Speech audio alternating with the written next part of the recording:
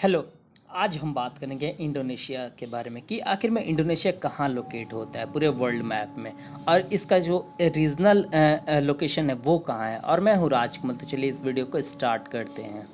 सो Indonesia पूरे Asia के map में साउथ ईस्ट एशिया रीजन में आता है। मान लीजिए कि ये पूरा एशिया हो गया और ये रीजन साउथ एशिया हो गया, और इसके साउथ एशिया के ईस्ट में ये आता है, इसलिए इसे साउथ ईस्ट रीजन बोलते हैं। तो साउथ ईस्ट रीजन में इंडोनेशिया आता है, ये फिलीपींस आता है, Malaysia, Singapore, Brunei, Thailand, Laos, Cambodia, Vietnam and Myanmar भी आता है। तो इसमें सबसे बड़ा अगर कोई देश है इस साउथ ईस्ट एशिया में तो वो है इंडोनेशिया, जिसे मैं यहाँ पर लोकेट कर इंसर्कल कर रहा हूँ। तो ये इंडोनेशिया। इसे हम एक बड़े मैप में समझेंगे कि आखिर में इंडोनेशिया का लोकेशन कहाँ है। तो फिर से इंडोनेशिया का जो लोकेशन है वो इंडियन ओशन और पैसिफिक ओशन के बीच में एकदम सेंटर में है ये।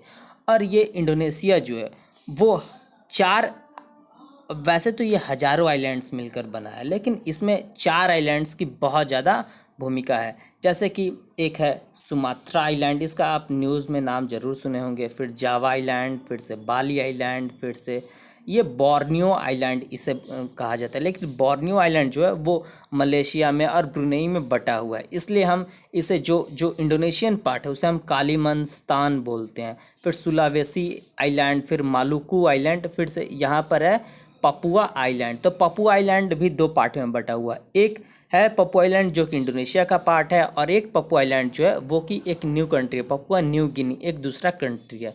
तो इसमें है, तो इसके बारे में अगर अब इसके हम एरिया के बारे में बात कर लेते हैं। तो इंडोनेशिया का एरिया, इंडोनेशिया बहुत विशाल देश है, 19,04,000 स्क्वायर किलोमीटर का एरिया है, जिसमें 17,504 आइलैंड्स है। जैसे कि मैंने बताया इसमें हज़ारों आइलैंड्स है, लेकिन जैसे कि मैंने आपको बताया सुमात्रा, कालिस्तान, सुलावेशी, बाली, जावा, तो ये पाँच छः जो आइलैंड्स है, मेन जो पॉपुलेशन है वो इसी पाँच छः आइलैंड्स में है।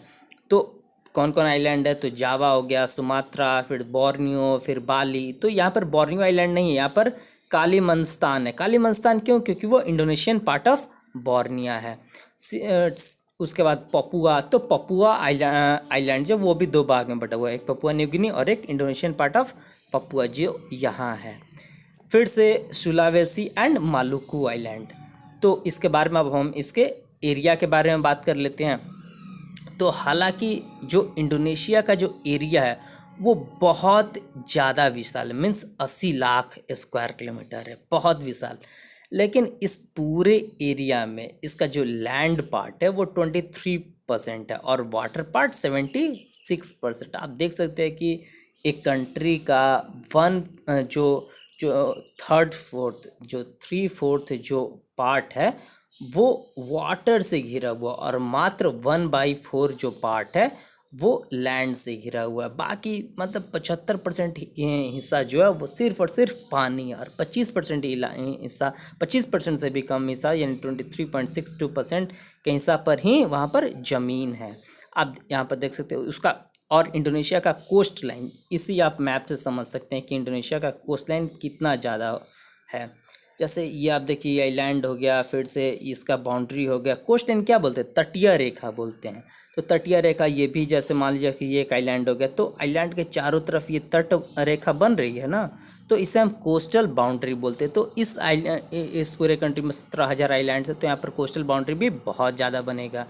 तो वैसे ही यहाँ पर अगर इसके हम कोस्ट लाइन के बारे में बात करें तो 54,720 स्क्वायर किलोमीटर। मैं इंडिया का कोस्ट लाइन के बारे में बता दूं तो India coast line 7,200 square kilometre का है। इंडिया इतना विशाल देश है, इसके बावजूद यहाँ पर 7,200 का ही कोस्ट लाइन है। और इतना विशाल देश होने के बावजूद उसका बॉर्डर 3 ही देश से लगता है ये बहुत ही ये है। इतना विशाल देश है, जैसे भारत का जो बॉर्डर है वो 7 देशों को मिलता है, जैसे पाकिस्तान, बांग्लादेश, नेपाल, भूटान। तो इंडोनेशिया का जो बॉर्डर है वो मात्र 3 देश से मिलता है, जैसे कि मलेशिया, फिर पपुआ न्यू गिनी और ईस्ट तिमोर। तो चलिए इन तीनों को मैं दिखाता हूँ कहाँ पर इनका बॉर्डर लगता है। तो आप इस मैप से समझ सकते हैं कि ये जो पूरा इंडोनेशिया है इसका बाउंड्री यहाँ पर ये जो बोर्नियो आइलैंड है यहाँ से इसे मलेशिया से मिलता है। और यहाँ से ये जो मैप है ये जो आधा हो गया जो पूरा न्यू गिनी जो पपुआ आइलैंड है उस पपुआ आइलैंड के जो हाफ पार्ट हो गया वो इंडोनेशिया का हो गया और हाफ पार्ट जो है वो पूरी तरीक़ा से किसका हो गया तो हाफ पार्ट पूरी तरीक़ा से हो गया पपुआ न्यू गिनी का ये न्यू गिनी का हो गया ठीक है ना।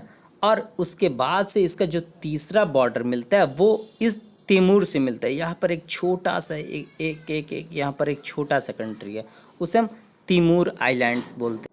देखिए यहाँ पर एक छोटा सा कंट्री है जिसे हम इस तैमूर बोलते हैं जिसकी कैपिटल दिल्ली है। दिल्ली बोला जाता है इसका कैपिटल। तो ये क्रिश्चियन मेजॉरिटी स्टेट था तो ये सेपरेट हो गया इंडोनेशिया से क्योंकि इंडोनेशिया पूरी तरीके से मुस्लिम मेजॉरिटी स्टेट है। तो मुझे लगता है इसके ज्योग्राफी के बारे में आप समझ चुके होंगे। फिर अब हम बात करते हैं कि इसके जो इंडोनेशिया वो इतना ज़्यादा विशाल है कि वह पूरे इंडोनेशिया में 3 टाइम जोन है। ये टाइम जोन अलग के लिए ये जो ग्रीनविच मीन टाइम है उससे 7 घंटा आ गया है। फिर से सेंट्रल जो इंडोनेशिया है उसका ग्रीनविच मीन टाइम से 8 घंटा ज़्यादा है ठीक है ना। और ये तीसरा इसका जो टाइम जोन है वो ग्रीनविच मीन टाइम से 9 घंटा आ गया। मीन्स आप समझ जाइए इसी समझ जाइए कि मान लीजिए कि यहाँ पर अगर 7 बज रहा होगा शाम को 7 बज रहा होगा तो यहाँ पर 8 बज रहा होगा और यहाँ पर 9 बज रहा होगा। लेकिन इंडिया में क्या होता है इंडिया में ये होता है कि दिल्ली में मान लीजिए कि रात को 10 बज रहा हो तो जो मेघालय है जो हमारा नॉर्थ ईस्ट रीजन है नॉर्थ ईस्ट स्टेट है या फिर से नागालैंड है जो हमसे बहुत दूर है तो वहाँ भी इंडियन स्टैंडर्ड टाइम के अनुसार रात को 10 ही बज रहा होगा। वहाँ पर ऐसा नहीं हो सकता कि 11 या 12 बज जाए। लेकिन अगर आप असली में देखें हम अगर अपने घंटे को टाइम जोन में बांटें तो उनका जो टाइम जोन है वो हमसे 1 घंटा ज़्यादा है। जैसे कि हमारा टाइम जोन से आधा घंटा आगे ढाका का टाइम जोन है। ढाका का टाइम जोन यानी बांग्लादेश का टाइम जोन। लेकिन हमने मणिपुर नागालैंड का टाइम जोन एकदम दिल्ली के टाइम जोन से मिलाए रखा है। तो जो इंडोनेशिया जो है वो 3 टाइम जोन में बटा है जो ये वेस्टर्न टाइम जोन फिर central time zone then eastern time zone. So अब हम उसके रिलीजियस एफिलिएशन के बारे में बात कर लेते हैं रिलीजियस फिगर के बारे में बात कर लेते हैं। तो उसके पूरे पॉपुलेशन का 87.2% लोग मुस्लिम फेथ को बिलोंग करते हैं। फिर उसके पूरे पॉपुलेशन का 2.9% लोग रोमन कैथोलिक को बिलोंग करते हैं। पहले रोमन कैथोलिक वहाँ पर बहुत ज़्यादा थे अप्रॉक्स 7% के करीब। लेकिन वो इतने कम इसलिए हो गए क्योंकि उनमें जो मेजॉरिटी जो क्रिश्चियन फेथ के लोग थे रोमन कैथोलिक वो इस तैमूर में चले क्योंकि इस तैमूर क्रिश्चियन मेजॉरिटी स्टेट था और वो इंडोनेशिया सेपरेट हो गया 2002 में एक नया देश बन गया। तो इसलिए अधिकतर वहाँ रोमन कैथोलिक क्रिश्चियंस ये इस तैमूर में चले गए। यही कारण है कि वहाँ पर पॉपुलेशन घट गया। इंडोनेशिया में रोमन कैथोलिक्स का फिर से हिंदूज वहाँ पर 1.7% है। फिर से अदर्स में प्रोटेस्टेंट भी आते हैं जो क्रिश्चियन रिलीजन का एक बहुत ही बहुत बड़ा उसका एक ग्रुप है क्रिश्चियन फेथ का। प्रोटेस्टेंट वो भी 3-4% के करीब है। फिर से बुद्धिज़्म भी 0.9% करीब है।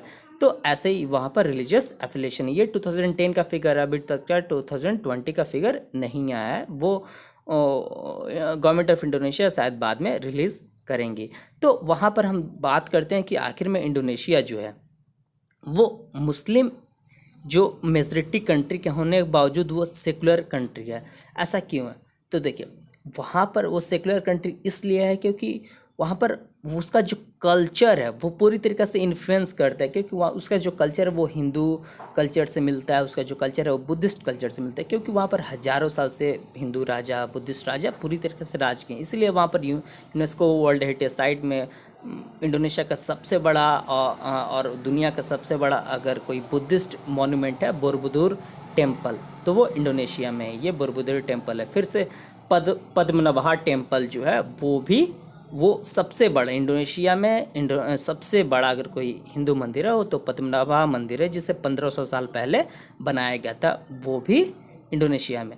तो इस कारण से उसका कल्चर ऐसा है कि वो एक मुस्लिम मेजॉरिटी 87% इस्लाम फेथ को होने के बावजूद वो सेकुलर बना हुआ है क्योंकि वहाँ के लोग पूरी तरीके से उनका हिस्ट्री हिंदू एंड बुद्धिस्ट का है लेकिन उनका प्रेजेंट इस्लामिक का है। इसलिए वो लोग मिला जुला कर रहते हैं। अब उसके हम इकोनॉमी के बारे में बात कर लेते हैं, तो उसका पॉपुलेशन 27 करोड़ है, उसकी जीडीपी 1.15 ट्रिलियन डॉलर है। फिर से जीडीपी पर कैपिटा के बारे में हम बात कर लेते हैं तो 4256 है, इंडिया से 2 गुना ज़्यादा है क्योंकि इंडिया का $2000 है।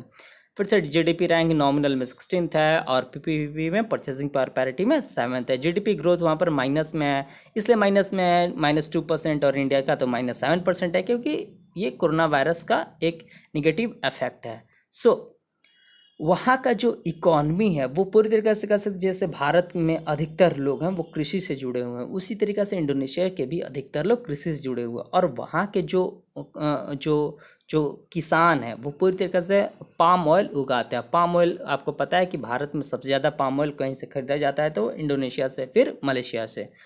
और जो कंट्रोवर्सी बीच में मताहिर मोहम्मद से हुई थी तो उस समय इंडोनेशिया ने हम को बहुत ज़्यादा पाम ऑयल एक्सपोर्ट किया था। पाम ऑयल से रिफाइन बनता है, बहुत सारे साबुन, बहुत सारे फैक्ट्री मतलब शैम्पू में यूज़ की जाती है पाम ऑयल। पाम ऑयल का यूज़ बहुत ज़्यादा है, तो पाम ऑयल को वहाँ के किसान उगाते हैं और बहुत ज़्यादा पैसा भी बनाते हैं। तो अब उसका हम गवर्नमेंट स्ट्रक्चर के बारे में बात कर लेते हैं। तो वहाँ की जो जो भाषा है वो भाषा इंडोनेशिया, यानी वहाँ की जो नेशनल लैंग्वेज है वो इंग्लिश नहीं है और ना ही डच है, बल्कि एक भाषा इंडोनेशिया उसका अपना है। और इसकी जो पॉलिटी टाइप है वो यूनिटरी प्रेसिडेंशियल कॉन्स्टिट्यूशनल रिपब्लिक है, जैसा है बिल्कुल यूएसए में जैसा है प्रेसिडेंशियल सिस्टम, बिल्कुल वैसा ही इंडोनेशिया में भी है। तो वहाँ पर भी बाई कैमरल है, यानी 2 सदन है। एक है वो लोग अपने राज्यसभा को रीजनल रिप्रेजेंटेटिव काउंसिल बोलते हैं, और जैसे कि हमारे लोअर हाउस को लोकसभा बोला जाता है तो उनके यहाँ पीपल्स रिप्रेजेंटेटिव काउंसिल भी जाता है। और इसकी जो स्पीकर है पुआन महारानी जी, तो इनको मैंने देखा तो इनका नाम पढ़ा तो मुझे बहुत अजीब लगा कि एक मुस्लिम मेजॉरिटी कंट्री में एक स्पीकर का होना, हिंदू नेम से रिलेट होना बहुत ही अजीब बात है। तो मैंने इनके बारे में सर्च किया तो इनका पूरा नाम पुआन महारानी नक्षत्रा कौशल्या देवी है। जो ये हैं वहाँ के लोकसभा स्पीकर हैं, जैसे कि हम लोग के ओम बिरला जी हैं। तो इनकी माता जी के बारे में मैंने बात की, सोचा कि मैं सर्च करूँ, तो इनकी माता जी का नाम मेघवती सुकर्णपुत्री है, जो वहाँ के फॉर्मर प्रेसिडेंट है।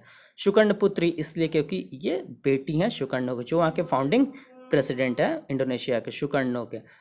तो ये लोग, ऐसा नहीं है कि ये लोग बुद्धिस्ट है या हिंदू है, ये लोग पूरी तरीके से वहाँ इस्लाम फेथ को बिलोंग करते हैं। लेकिन जैसा कि मैंने बताया कि पूरे इंडोनेशिया के कल्चर में बुद्धिस्ट एंड हिंदू कल्चर का पूरी तरीक़ा से आप इफ़ेक्ट देख सकते हैं, जिससे वहाँ के लोकसभा स्पीकर का नाम पुआन महारानी नक्षत्रा कौशल्या देवी है। कोई मुसलमान औरत अपने नाम क्या में देवी नहीं लगा सकती है, लेकिन वो लोग लगा रहे हैं।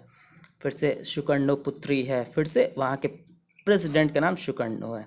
सो उसके हम एग्जीक्यूटिव ब्रांच के बारे में बात करते हैं। तो उसकी एग्जीक्यूटिव ब्रांच जैसे प्रेसिडेंशियल फॉर्म ऑफ गवर्नमेंट में आपको पता है कि हेड ऑफ द स्टेट और हेड ऑफ द गवर्नमेंट दोनों प्रेसिडेंट होते हैं। तो वहाँ के करंट प्रेसिडेंट जोको विडोडो साहब हैं।